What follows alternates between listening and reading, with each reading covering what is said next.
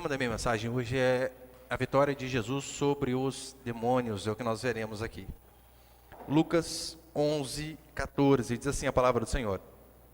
Jesus estava expulsando um demônio que era mudo, e quando o demônio saiu, o mudo falou, e a multidão ficou admirada. Mas alguns disseram, ele expulsa os demônios por meio de Beelzebu, o chefe dos demônios.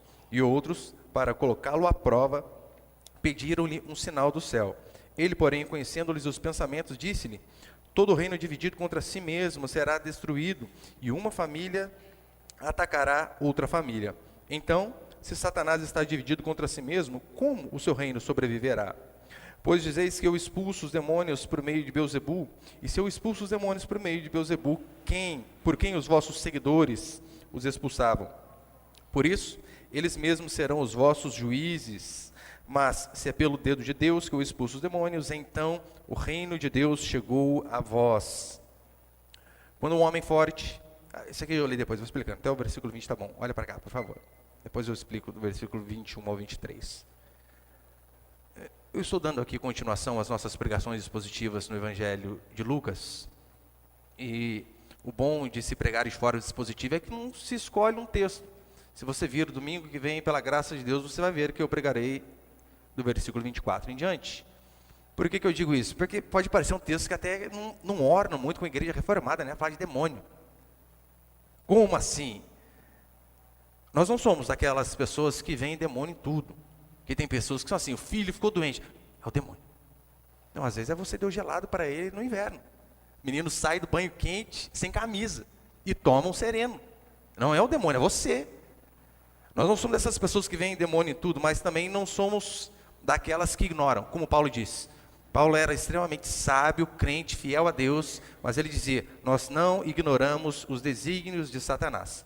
Porque nós vemos uma vasta literatura na Escritura falando a respeito dessas coisas.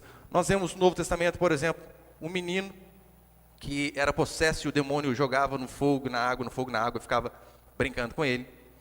Eu já preguei aqui para vocês sobre o endemoniado de Gadara, alguém que ninguém conseguia detê-lo, que ele ficava se rebatendo, vivia nos sepulcros. Ali no Novo Testamento nós vemos a mulher Ciro-fenícia, que a sua filha estava possessa. Filha, criança. Para vocês verem que não tem essa de criança é tudo anjo. Criança é tudo salvo. Mas como assim? Criança demoniada? Nós vemos aqui na Escritura. Nós vemos que no Antigo Testamento, várias passagens que falam a respeito disso. Por exemplo, em relação ao rei Saul. Ele era rei e ele vivia oprimido por um demônio.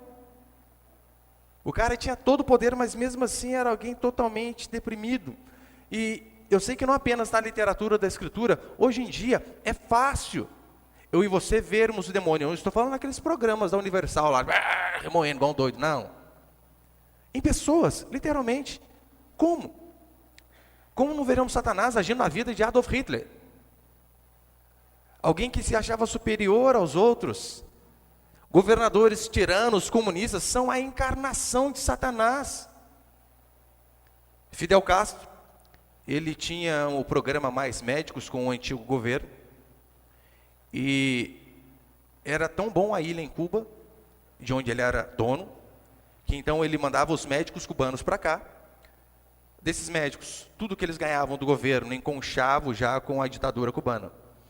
25% apenas ficava com os médicos, 75% voltava para a ditadura. E a garantia de que aquele médico ia voltar para a ilha era que os parentes deles não podiam vir para o Brasil. Escravidão, literalmente. Como? Como não ver o demônio nessas coisas? Como não ver o demônio em pessoas que são a favor de que crianças sejam mortas pela mãe, via aborto? De políticos que defendem esse tipo de pauta. Na Colômbia, recentemente, aprovaram um aborto até 6 meses. 6 meses. Hoje eu conversava com um irmão lá dos Estados Unidos, ele dizendo para mim que tem um estado lá, que eles mandaram uma lei para aprovar o aborto até 9 meses, ou seja, um pouquinho de nascer, e já há um movimento de se aniquilar a criança até os 2 anos, depois de nascido. Lembra bem a época da Escritura, né? Mata as crianças de 2 anos para baixo, literalmente. Este é o progressismo. Se continuarmos Nesse embalo, não se surpreenda. Daqui a uns 5, 10 anos, as pessoas que não concordam com eles terem o direito de ficarem caladas ou de morrerem. E matarem, por quê? Porque não concordamos. Como então eu e você não veremos Satanás agindo nessas políticas extremamente demoníacas?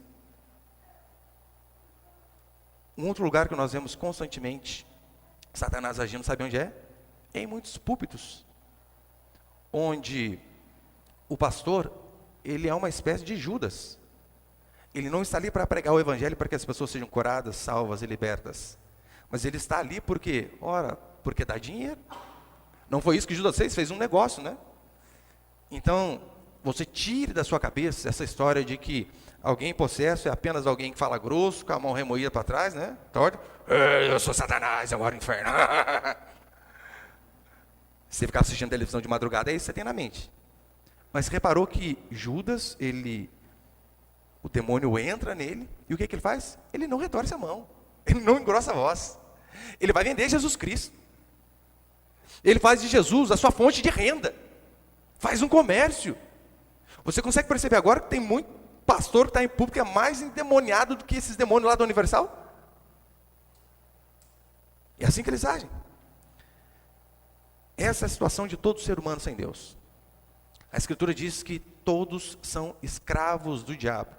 Porque só há dois senhores. Ou nós somos escravos de Jesus Cristo, ou somos escravos de Satanás. E se você não é escravo de Cristo, só resta para você este caminho. Todo ser humano sem Deus é escravo do diabo. Por mais que não tenha sido este o plano de Deus para mim e para você. Deus cria o homem e o coloca no Éden. Tem planos bons para ele. Só que daí, uma mulher rebelde, o marido frouxo, que não via. E então o que nós vemos? Satanás engana Eva, Eva vai e leva para Adão, e então acabou a desgraça para a nossa vida. É por esse motivo que a nossa vida é uma desgraça. Por mais que tenhamos momentos de felicidade, viver aqui é viver lutando para que nós sobrevivamos a coisas difíceis. A vida do ser humano é sofrida. Eu sei, pastor, mas nós temos Deus e essa é a melhor coisa que nós temos, é verdade. Mas era para estarmos muito melhor. Se não fosse Eva e seu marido pecarem lá no Éden. Por isso a gente está aqui. Então, com base nessa passagem, eu quero passar apenas 3 princípios aqui. Põe o primeiro ali, por favor, meu irmão. Primeiro, Jesus liberta e cura. Você sabe, a fé cristã, ela é muito mais do que um ajuntamento de regras morais para que você cumpra durante a semana. Você vem aqui, você aprende a como colocar uma roupa decente, a falar um linguajar decente, a se comportar de uma forma correta, e então você vai para a sua casa e durante a semana você vive dessa maneira. Não, a fé cristã é muito mais que isso. Isso faz parte da fé cristã. Só que a fé cristã é muito mais do que um ajuntamento de regras. A fé cristã é o poder de Deus sobre a minha e sobre a sua vida para que nós possamos vencer aqueles pecados que por nós mesmos jamais teríamos força para vencer. É por esse motivo que filosofias e bons ensinamentos não podem fazer um mudo voltar a falar, como nós vimos aqui. Você já ouviu alguém, depois de ouvir um soneto de Camões, um mudo, alguém leu para ele o soneto de Camões e ele voltou a falar? Você já viu um cego, que após alguém ler para ele os Lusíadas, ele volta a falar? Após de ouvir a República de Platão, eu ouvi a República de Platão, então comecei a enxergar, comecei a falar. Não, você não vê isso. Porque a fé cristã é muito mais do que filosofia. É por isso que Jesus vai dizer aqui no versículo 20, eu expulso os demônios, e se eu faço isso é porque o reino de Deus é chegado. Porque o diabo ele veio somente para matar, roubar e destruir, é o que vai dizer a palavra do Senhor. Eu sei que, eu não sei, eu gostava, né? Eu não sei quanto a você. Mas parece que atrás do ser humano eu via aqueles programas de entrevista com o capeta, aí eu ficava louco, doido. Qual o seu nome? De onde você veio? Precisa perguntar, gente? A gente sabe qual o nome, de onde que veio. O que você veio fazer aqui? É só ler a escritura, né? Matar, roubar e destruir. De onde você veio? Do inferno. Qual o seu nome? Capiroto. Não precisa entrevistar. E Jesus, em contrapartida, veio desfazer as obras do diabo. Um homem mudo aqui, a Escritura diz que é fruto de uma ação demoníaca, não era uma enfermidade natural. Fruto de uma ação demoníaca. E se assim era, assim que Jesus ora e expulsa aquele demônio, automaticamente ele volta a falar. Isso mostra para mim e para você que, sim, há enfermidades que têm a ver com o demônio e outras não. Por exemplo, quais não têm a ver? Nós vemos Paulo enfermo. Você fala que Paulo era endemoniado, que toda enfermidade é por conta do demônio? Porque tem alguns que acreditam desse jeito, né? Está doente, é Satanás. Não, não é. Às vezes são apenas enfermidades que vieram por conta da queda lá do Éden. Nós vemos Paulo enfermo. A Escritura diz que Paulo tinha um espinho na carne, e não há um consenso teológico a respeito do que era esse espinho na carne de Paulo, mas o que muitos vão dizer, a maioria, é que Paulo tinha uma enfermidade grave. Enfermidade grave. Timóteo, seu discípulo, tinha algo mais ou menos parecido com a gastrite de hoje. Tanto é que Paulo receita remédio para Timóteo. Se é hoje. Você imagina Paulo hoje pregando em muitas igrejas. Daí vem o cara e fala, estou com gastrite aqui. Eu falo, vai à farmácia, compra aqui, né? Esse remédio. O pessoal vai chamar Paulo de incrédulo. Como assim, Paulo? Você não acredita que você pôr na mão na cabeça dele, orar e o demônio vai embora? É porque aquilo não tinha a ver com o demônio, sim com uma enfermidade. Há enfermidades naturais decorrentes da queda do Éden, como eu falei. Esse tipo de enfermidade, todos nós podemos adoecer. Alguém que conhece algum cristão que já ficou doente ou não? Já, né? Todo mundo. Vai falar o quê? É demoniado? Não. Há enfermidades que todos nós podemos ter. Todavia, esse tipo aqui, aquela que vem de demônios, não. Esse tipo de enfermidade você pode ter certeza que não vai atingir a mim e a você. E você reparou que aqui, a pessoa está ali possessa, Jesus vai e ora, e instantaneamente a pessoa é liberta e curada. Jesus não precisou fazer uma corrente. Ó, vamos fazer aqui, ó, 7 sextas-feiras da libertação. Você tem que vir toda sexta. Se você quebrar o elo, não adianta, vai ficar com o demônio. Não veio Jesus negociando, fazendo uma campanha. Não precisou dessas coisas. Mas é claro que o diabo, ele não age só mediante possessões e enfermidades. Claro que não. A Escritura vai dizer que este mundo ao qual nós vivemos jaz no maligno. E é impressionante como muitas casas, por conta de abrirem brechas, o diabo entra, se instala e começa a destruir completamente. Então você vê vícios que não são suportados nunca. Drogas, bebidas, imoralidade, adultério, divórcios. Parece algo até hereditário. É impressionante. Parece que nunca as coisas começam a dar certo. Mas tem um lado mais polido de como o diabo age. É o lado de fazer a mim e a você, por vezes, escravos de coisas que nos afastam do Senhor. É o objetivo de dar o melhor para os filhos no futuro, que te faz trabalhar tanto hoje que você não tem tempo para os filhos. Para Deus, para ninguém. E às vezes nós não percebemos o diabo de uma forma astuta, jogando aquela conversinha que jogou lá para cima de Eva, dizendo, olha, é certo que não morrereis. Não, mas calma aí, serviço, você vai ganhar 2 vezes mais. Não vai dar para ir ao culto, é verdade. Vai ficar pouco tempo em casa, vai aparecer a cada 15 dias, a cada final de semana, mas não tem problema não, você precisa garantir o futuro das crianças. E você não percebe que às vezes, por conta de uma ambição de querer algo lá na frente, você esquece de cuidar do presente.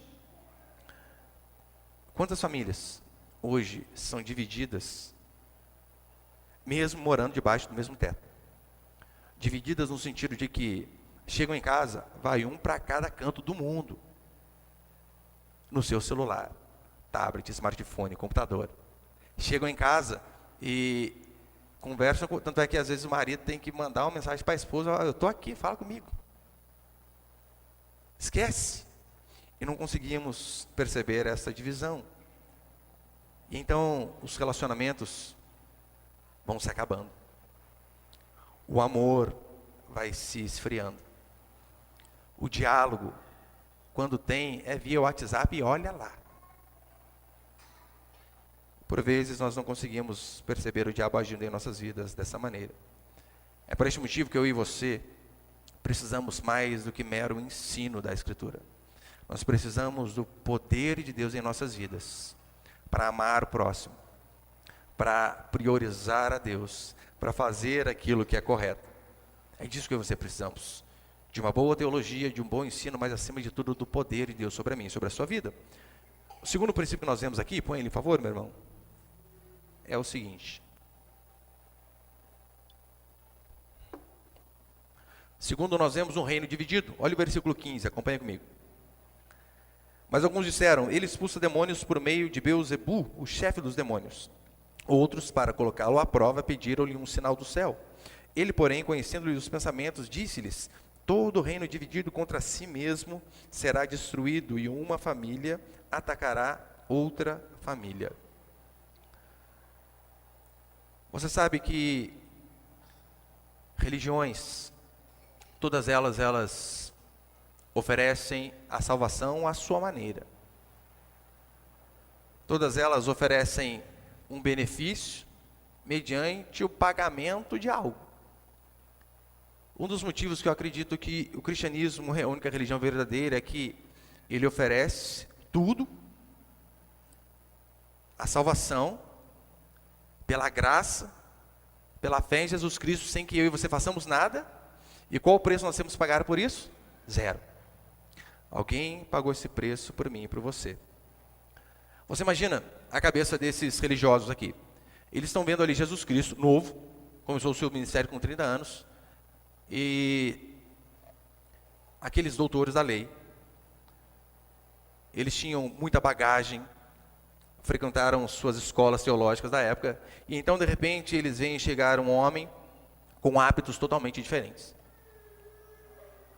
com um linguajar totalmente diferente, com uma autoridade que aqueles doutores não tinham, e este homem vem e diz, olha, vocês estão errados. E então eles vão puxar a ficha deste homem e diz o seguinte, mas calma aí, quem é ele? Eu não lembro dele nas nossas escolas teológicas. Quem ele pensa que é para vir nos ensinar? E eles chegam então à conclusão de que ele só pode falar desse jeito e expulsar demônios desse jeito, mediante a ação de outro demônio maior. Essa é a conclusão que eles chegam. Por quê? Porque Jesus não fazia parte do clubinho daqueles homens. Então essa é a conclusão que eles chegam. E quem era Beelzebu? O significado literal de Beelzebu é o senhor da habitação. É como se fosse um príncipe ali dos demônios, né? Tanto é que depois, semana que vem, vamos falar sobre o demônio vai, depois ele volta com 7 piores ainda. Nós temos uma passagem no livro de Reis, no Antigo Testamento, onde o rei Acasias, ele envia mensageiros a Baal-zebu, daí vem o Beelzebu, perguntando assim, olha, pergunte a essa divindade, que era um demônio, se eu vou recuperar da queda que eu tive na sacada. Ele tinha caído um tombo.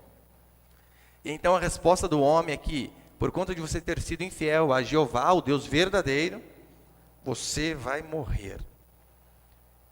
O relato de Marcos, que fala a respeito deste mesmo texto, ele acrescenta algo que envergonha de fato ainda mais a Jesus Cristo. Eles dizem não apenas que Jesus expulsava demônios mediante o poder de Beelzebu, mas que ele estava cheio de Beelzebu. Ou seja, eles estão dizendo, este homem está possesso. É um endemoniado. Você consegue perceber que, por vezes, o Evangelho nos traz uma vergonha danada. Filipenses vai dizer que Jesus, mesmo sendo Deus, não julgou como usurpação ser igual a Deus, mas assim mesmo se humilhou, assumindo forma de servo, sendo obediente até a morte, morte de cruz. E então, depois dele se humilhar, vir em figura humana, como homem, ele ainda ouve isso. Este é alguém que está repleto de demônios. E então ele diz assim, como? Como eu vou expulsar Satanás pela força do próprio Satanás? Se assim eu o fizesse, o reino estaria dividido. Porque seria briga interna. Você não vê no futebol jogadores brigando, raramente, né? Brigando com jogadores do seu próprio time. Via de regra é contra o time adversário. Mas Jesus, ele vem e diz, uma casa dividida não subsistirá. E é claro, nós podemos aplicar isso aqui em muitas áreas da nossa vida. Nós podemos e devemos aplicar isso aqui em relação às nossas famílias. Famílias divididas não subsistem, não permanecem. Famílias onde o marido tem uma linha de raciocínio, um pensamento, e a esposa tem o outro oposto. Como algo vai dar certo? Não tem a possibilidade. Se temos valores diferentes, temos pensamentos antagônicos, não tem como. Eu não estou dizendo aqui, queridos, que não se possa ter divergência, não é isso, Deus me livre. Então quer dizer que o marido e a esposa têm que pensar igualmente em tudo? Não. Se você é casado, você sabe, às vezes os gostos são opostos, um gosta de doce, outro de salgado, um gosta de roça, outro gosta de cidade. Não é isso. Quer ser um, quer pensar igual, mas principalmente em relação a valores. E nós não podemos ter divisão em relação a isso. Porque quando assim tem, o que nós vemos é uma família, um casamento que mais cedo ou mais tarde vai se acabar. O que seria, por exemplo, algo sério num casamento? O marido falar mal da esposa para os outros. A esposa falar mal do marido.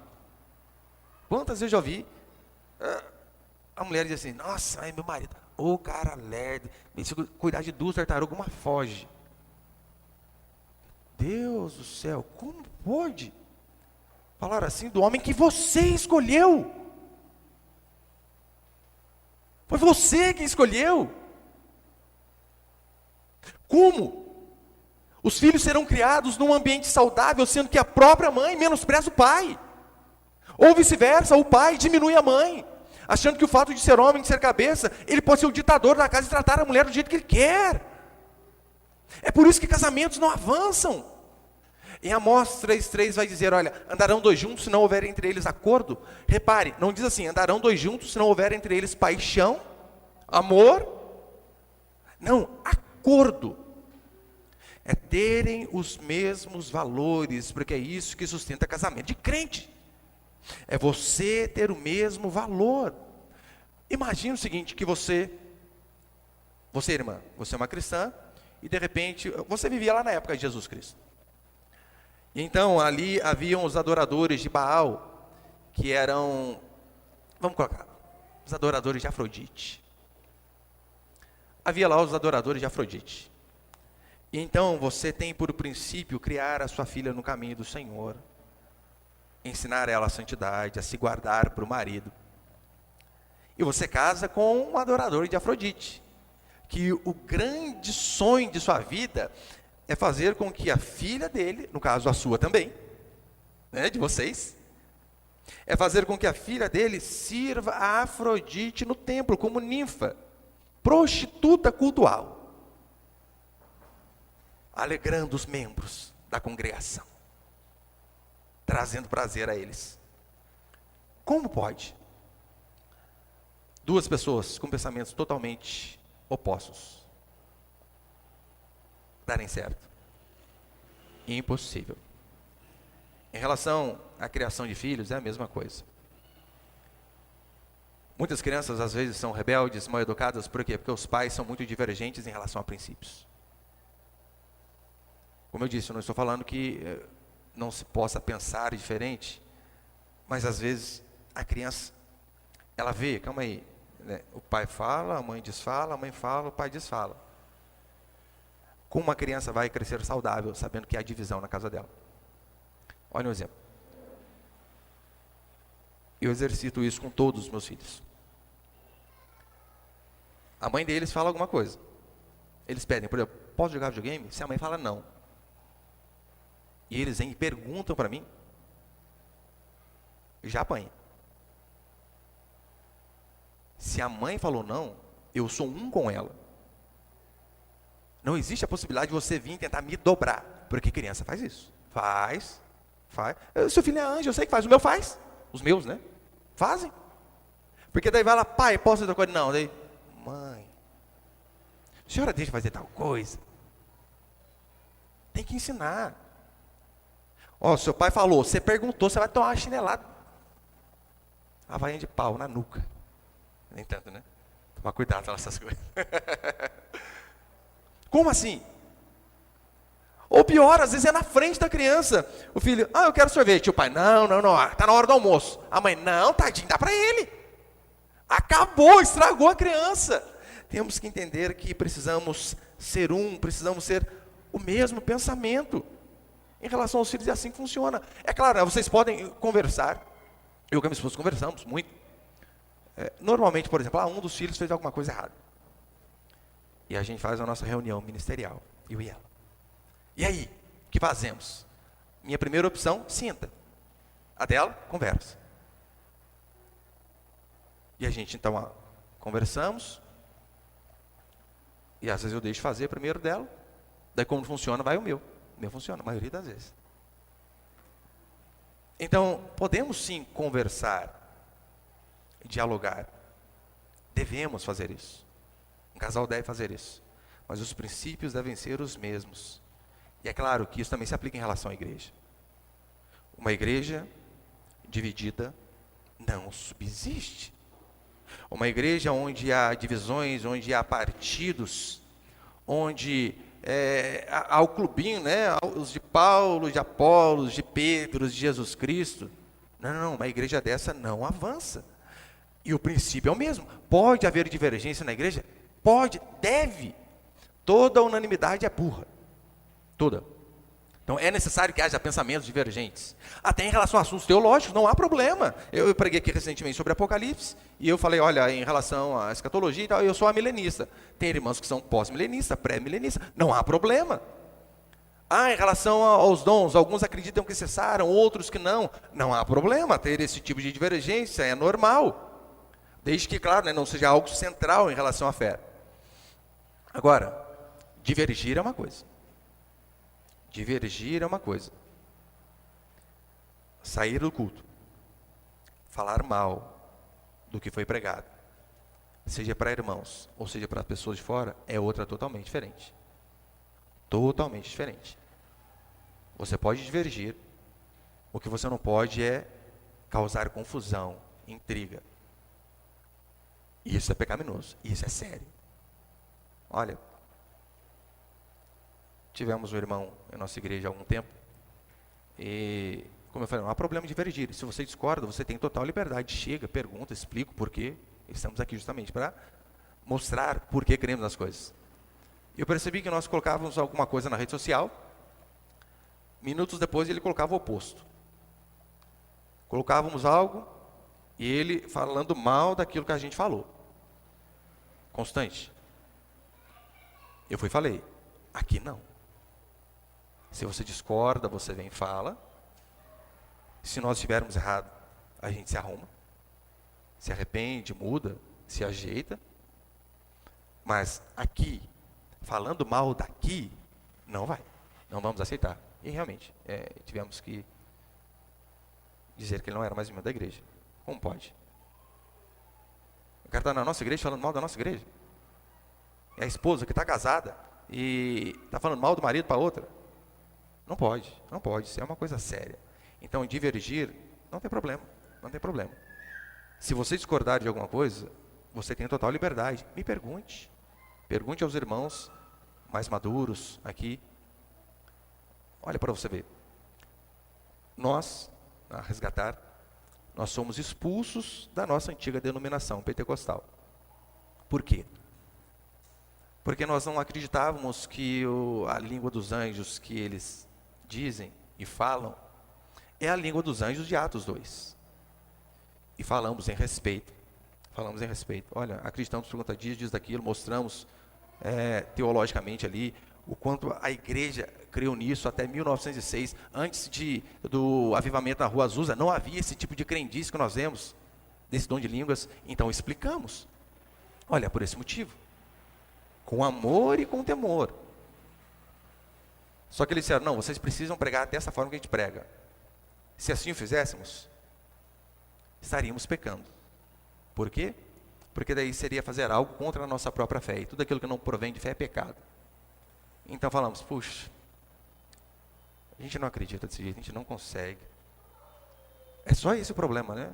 A gente só não vai ensinar isso aqui. Daí eles, eufemisticamente, convidaram a gente a se retirar.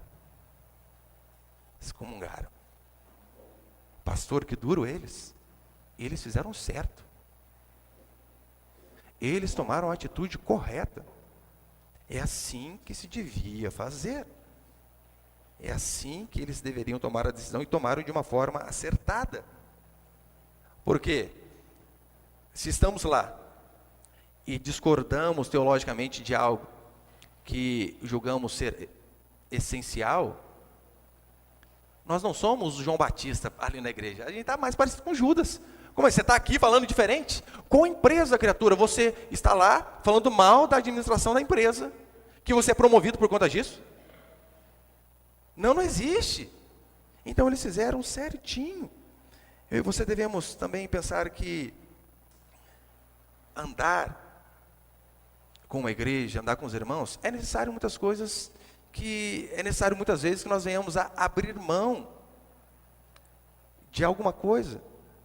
No casamento é assim, se você fizer só aquilo que você acha que é correto, meu irmão, o casamento não vai para frente. Por vezes temos que ceder, desde que, óbvio, né, não seja algo grave. Já reclamaram aqui para mim da parede pintada de cinza, né? Ei, pastor, essas igrejas pretas, está muito church, hein? Tem algum mandamento na Escritura dizendo que não pintarás a parede da igreja de cinza? Não tem. Então, isso é um tipo de coisa que releva. Vamos embora, toca para frente. Ah, as músicas a gente não gosta. São hereges? Alguns vão mostrar para mim. Mas a maioria de regra não é. Ah, mas eu não gosto desse estilo aqui. Ah, minha esposa adora os corinhos da harpa. Foi na cruz, que um dia... Adora. A gente não toca. Por quê? Porque eu durmo cantando a música daquela. Eu acho muito lento. Mas isso são coisas que a gente vai se acertando. Não são coisas centrais. Mas é importante que você venhamos a pensar igual naquilo que é fundamental. Esse é um dos motivos porque muitas coisas que nós pregamos aqui para os irmãos, nós falamos exatamente como os irmãos do passado disseram. Porque tem pastor que gosta de ser original, né? Ele inventa um termo. Por exemplo, tem um termo na mídia aí, né, que a grande mídia está usando para falar que o Brasil está despiorando. Você já ouviu? Porque eles têm tanto ranço do presidente que eles não conseguem falar o Brasil está melhorando, eles dizem o Brasil está despiorando. A Miriam Leitão, esquerdista comunista lá, ela dizendo que, não é que o Brasil está melhorando, é que os outros países pioraram mais. Um ranço, né? Um ranço tremendo. Nós não estamos aqui para inventar. É por isso que muitas coisas fazemos questão de usar o mesmo termo. Recentemente eu preguei sobre calvinismo. Eu poderia usar outra palavra para explicar aquela doutrina. A doutrina da eleição incondicional, da perseverança final dos santos. Há tantos sinônimos ali que poderia ser usado. Fazemos questão de usar exatamente a mesma nomenclatura dos irmãos do passado. Para mostrar que a gente não descobriu nada, não inventou nada. Não somos o Lutero de Pindamonhangaba. Não, estamos aqui apenas seguindo aqueles homens de Deus que vieram do passado. Então, via de regra, quando a gente tem alguma dificuldade em relação a algum assunto, nós fazemos dessa forma, o presbitério da nossa igreja. Como que os irmãos do passado pensavam? Como? Como que aqueles homens agiam diante dessa circunstância? Então, fazemos baseado nisso daí. E reparou que aqui o povo acaba de ver um mudo falar e diz assim, nos dê um sinal. Criatura, que mais? Você quer o quê? Você quer um fogo descendo do céu, né? O povo realmente era difícil. E para encerrar, põe ali o terceiro, por favor, meu irmão. Sobre a questão do sinal e do... Vou falar semana que vem. Terceiro princípio, o homem mais forte. Olha o que vai dizer o versículo 21 e o versículo 22. Quando um homem forte e armado guarda a sua casa, os seus bens estão em segurança, mas, chegando o outro mais forte do que ele, e vencendo, tira-lhe todas as armas em que confiava e reparte os bens que tomou. Um homem armado, um homem forte guardando a casa, de repente chega alguém mais forte do que ele, e então domina a situação. O que Jesus está dizendo aqui é, eu sou este homem mais forte. Não há ninguém mais forte do que eu. Eu sou onipotente, então não há quem possa resistir a mim. Agora, você já percebeu a quantidade de crentes, mas que dão um poder exagerado ao diabo. É impressionante. Eles atribuem ao diabo um poder quase que maior que o poder de Jesus Cristo.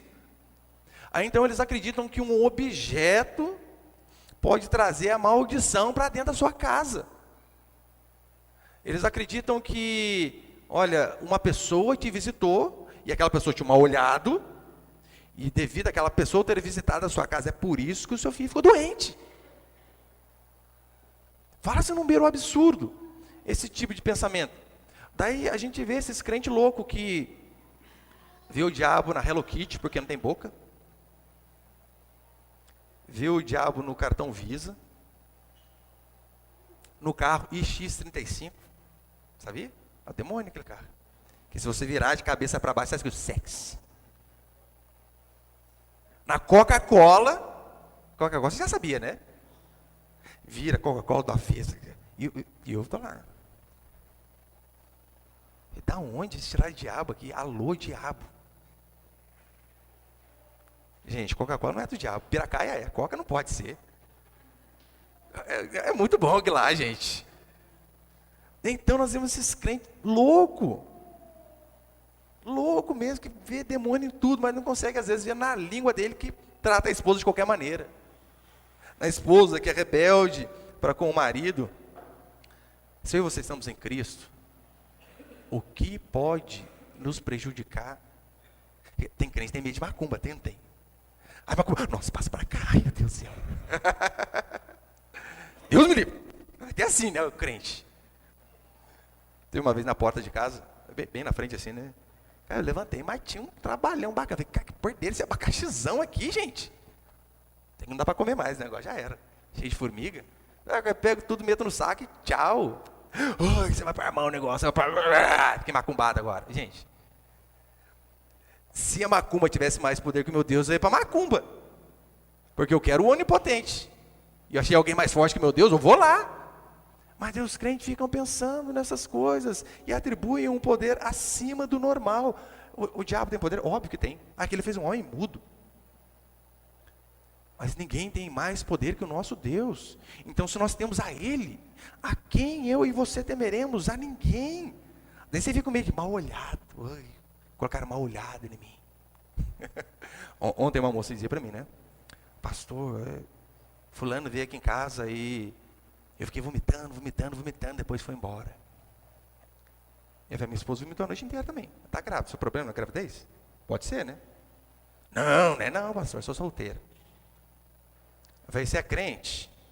Ela, não. Então se preocupa, o negócio vai ficar feio mesmo.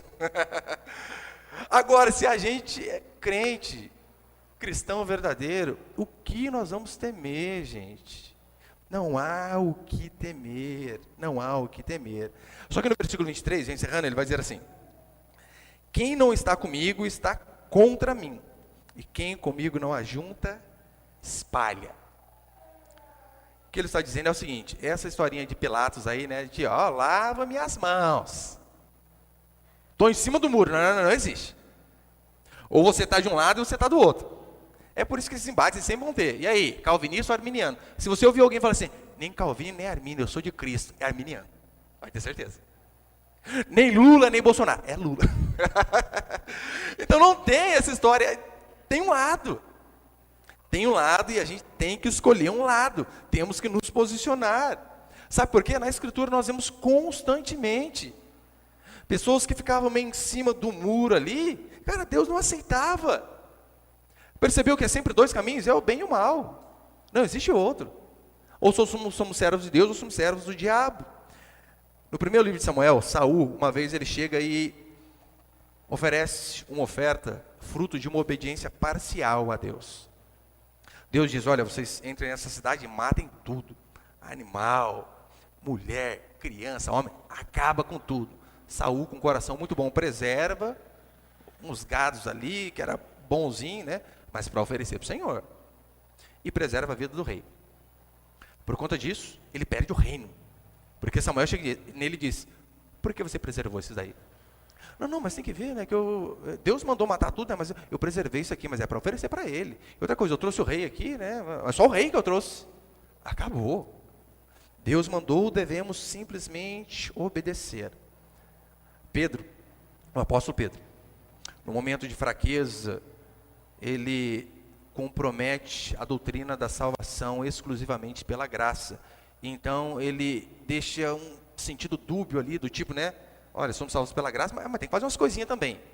Sabe o que acontece com Pedro? Paulo vem e o repreende.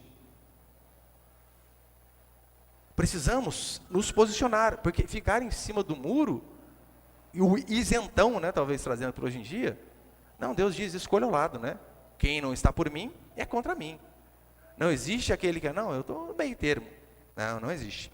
É tão certo que Josué, põe por favor, Josué capítulo 24 e 1 Reis, capítulo 18, nos deixam de forma explícita como isso funciona. Olha o que Josué vai dizer. Mas se vos parece mal cultuar o Senhor, escolhei hoje a quem cultuareis, se os deuses a quem vossos pais que estavam além do rio cultuavam, ou os deuses dos amorreus, em cuja terra habitais. Mas eu e minha casa cultuaremos ao Senhor. Ou, versão revista atualizada, serviremos a Deus. Escolham a quem vocês querem servir. É o Deus dos seus pais?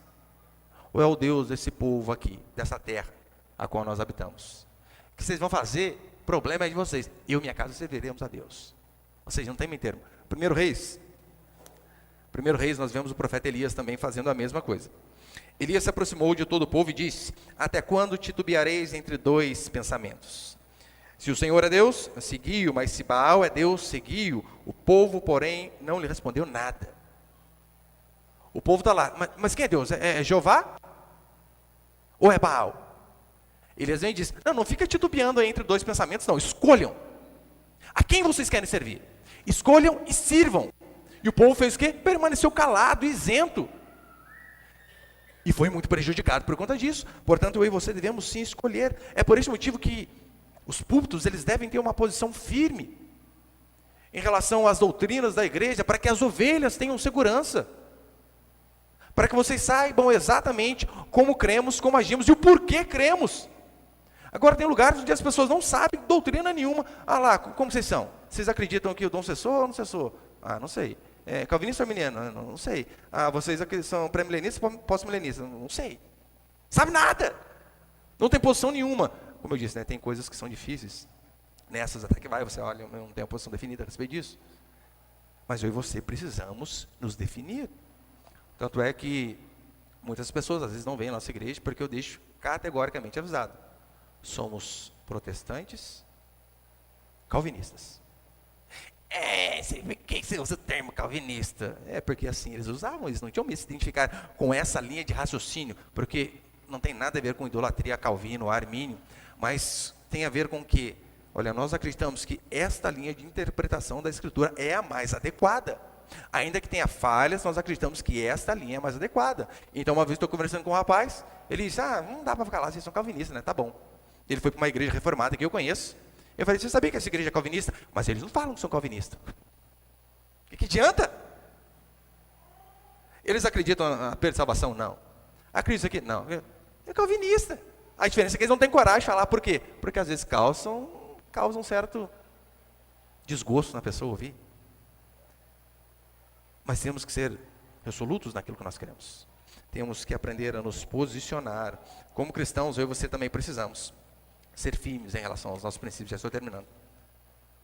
Se um pastor precisa ser firme em relação àquilo que ele crê em relação à doutrina, você tem a obrigação de ser firme em relação aos seus princípios, ao seu comportamento. Você precisa ser assim. Porque é triste hoje em dia ver cristãos que a última coisa que você imaginava é que ele fosse cristão. Fala se não é horrível. Você chega num lugar lá, está conversando, você é crente. Crente? Você? Deve ser terrível. Terrível. Lembra de Daniel? Ele não precisou se comportar como os babilônios, como ímpios, para mostrar quem era o seu Deus para aquele povo. Mesmo na Babilônia, mesmo em meio a 123 prefeitos, para ficar mais fácil de entender. Dos 123 prefeitos que existiam, 122 eram corruptos. Ele, Daniel, o único, honesto. Não, eu não preciso entrar na politicagem para ganhar os políticos. Eu não preciso ser igual a eles para evangelizá-los. Não precisamos ter o comportamento mundano para levar o evangelho para fora deste lugar. Mas olha o absurdo. Eu já vi pessoas dizendo assim: por que você fez tatuagem? É porque a tatuagem faz com que eu me identifique com aquele tipo de pessoa. Então eu consigo evangelizar aquele tipo de pessoa. Porque se chega igual eu tenho tatuagem que tem o Mundial do Palmeiras aqui no braço. Não sei, tem nada, né? Liso, tem nada. Eu chego num lugar e sem tatuagem nenhuma. Como que eu vou evangelizar os nóia, gente? Que tem tatuagem, né? Tem até uma lágrima aqui no olho, um negócio na testa, pescoço tatuado. Tem que pelo menos fazer alguma coisinha ali, uma carpa no braço, um tribal subindo lá de cá. Então eu ouço esse argumento fajuto dizendo que, não, mas a tatuagem é para poder se aproximar daquele público e evangelizá-los. É mesmo. O que você acha da sua esposa evangelizar as prostitutas lá da Rua Augusta? Se ela fosse seguir o mesmo princípio que você segue, já era. Não precisamos ser igual ao mundo para evangelizar o mundo. Se na sua escola, na sua faculdade, no seu trabalho, no seu hall de amigos, todo mundo fica, namora, tem relação antes do casamento. Se eles fazem isso, o problema é deles. Nós não precisamos ser iguais a eles para mostrar quem é o nosso Deus. É assim que eu e você devemos fazer. Portanto, eu e você devemos lembrar que um padrão que nós podemos seguir é o padrão de José do Egito. Longe da família, longe. Ninguém o conhecia na corte de Faraó. Longe da família, jovem. A mulher do chefe querendo sair com ele, insistindo. Você sabe, a mulher de Faraó, eu duvido que era feia. Duvido. Olha os dois últimos presidentes que a gente teve, a mulher deles é feia? É? Os dois é, né? O Bolsonaro e Michel Temer, horrível. Olha a mulher desse cara. Você acha que a mulher de Potifar era o quê? É um canhão? Não era. Não era. Você imagina constantemente aquela mulher dizendo: deita-te comigo, deita-te comigo, deita-te comigo. E ele sozinho, no lugar que ninguém o conhecia, os hormônios saindo para o nariz. E poderia falar: Senhor, quem nunca errou que atira a primeira pedra, né? E vamos com tudo. Não foi. Ele não precisou ir para as orgias do Egito para mostrar que o Deus dele era da hora. O que fez aquelas pessoas olharem para ele, para Sadraque, Mesaque e Abednego, para Daniel, foi justamente o posicionamento deles antagônicos àquela cultura a qual eles viviam. Portanto, eu e você devemos lembrar de que lado nós estamos. E eu já fiz essa pergunta várias vezes e eu pergunto para você para terminar. Se você estivesse sendo processado e sendo acusado de ser cristão, essa é a acusação que eles têm contra você, estão te acusando de ser cristão. Você acha ali que os juízes conseguiriam colher provas necessárias para te incriminar, com base no que você põe na rede social, no seu palavreado, no seu estilo de roupa, como você trata o marido, a esposa? Você acha que eles conseguiriam reunir provas para incriminar você? Ou você passaria por despercebido, aquele crente 007, que ninguém sabe que é crente? Se você precisa falar com a boca para as pessoas que você é cristão, você tem um sério problema. Você não está dando bom testemunho. Você não está se apresentando como um cristão genuíno. Olha a diferença de Pedro. Pedro, ele nega. Você estava com Jesus. Ele disse: não, eu não estava. Não estava. Eu juro por Jesus que não estava com Jesus. A última mulher diz assim para ele: óbvio que você é discípulo dele. E ela explica o porquê. O teu modo de falar te denuncia. Você anda com ele porque você fala igual, você se comporta igual. Então que eu e você possamos, diante deste mundo podre, caído, dar todos os indícios de que nós somos cristãos, mesmo sem abrir a nossa boca. Amém, meus irmãos? Você pode...